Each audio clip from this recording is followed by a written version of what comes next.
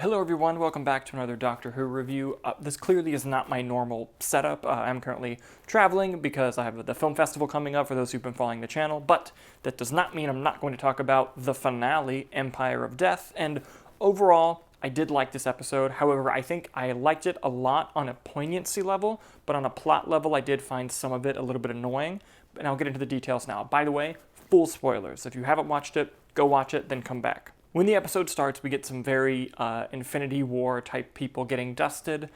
Kate Stewart got dusted. I was immediately worried, and then when everyone got dusted, I was like, oh, they're coming back. We're good. The Remember TARDIS was something I know for UK fans they had as part of the 60th anniversary specials with some of the classic Doctors coming back. It was new for the US viewers, and I thought the idea of it was kind of interesting, although I did think it was incredibly convenient. We got a lot of Mel in this episode, and I thought she did a really fantastic job. I thought the actress did a great job, and I thought the character was very well placed in having her go with the Doctor and Ruby. I also like the idea of Sutekh not being able to see Ruby's mother, and the reason why being that what made her important is that she was important to us, important to Ruby, important to the Doctor, and that's what makes people important. I was like, okay, like I said, the poignancy, love it.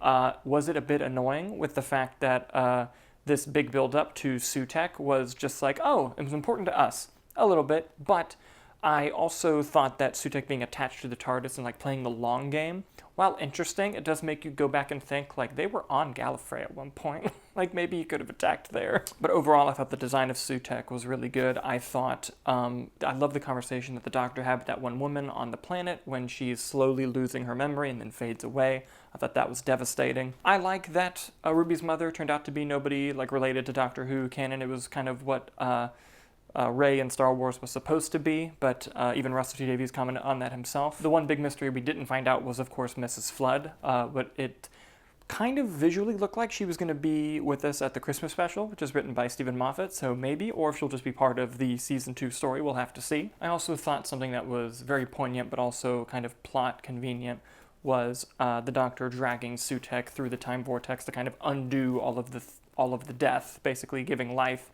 While it was a very cool visual, and I thought it was badass, you kind of just have to accept that that's what's happening. You're like, okay, that's how they're solving the problem. Overall, as a two-parter, I thought it was a pretty solid story. I thought it was a very decent finale for the season. I enjoyed the season overall. Was it perfect? No. Were there episodes and things I didn't like?